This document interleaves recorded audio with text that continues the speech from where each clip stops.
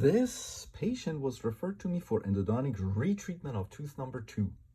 According to the patient, the root canal was done 20 years ago.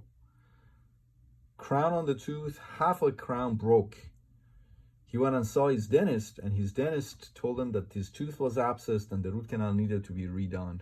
So take a look here. As you can see, half of the crown is missing here, and that's the other half of the tooth that's exposed. Recurrent decay, previous root canal, a large periapical lucency here.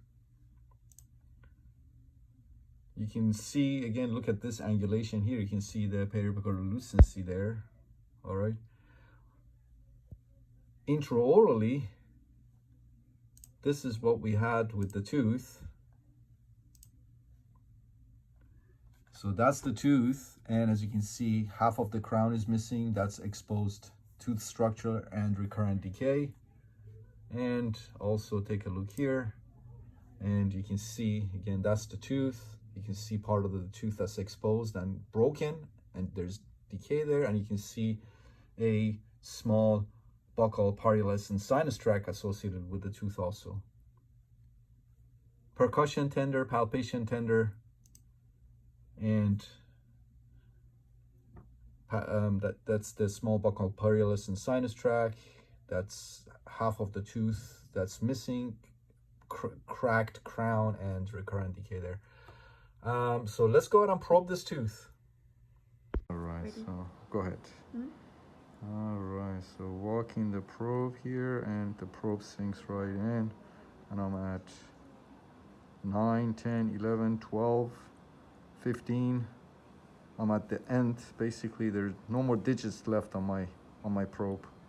Can you see? No more digits left. It's all the way in. There you go. No digits left. All right. As you saw, based on that probing, 15 millimeters plus probing, vertical root fracture. The tooth needs to be extracted. So that's why it's so important to diagnose properly, because if this tooth was misdiagnosed, we would have redone the root canal. Based on that, the dentist would have built the tooth up and crowned the tooth. All of this would have cost the patient a lot of money. The infection would not have gone away, of course, and this patient would have ended up having the root canal probably redone again for the third time, crown redone again. All of that, all of those expenses and pain and suffering, all stemming from the fact that the tooth was misdiagnosed to begin with.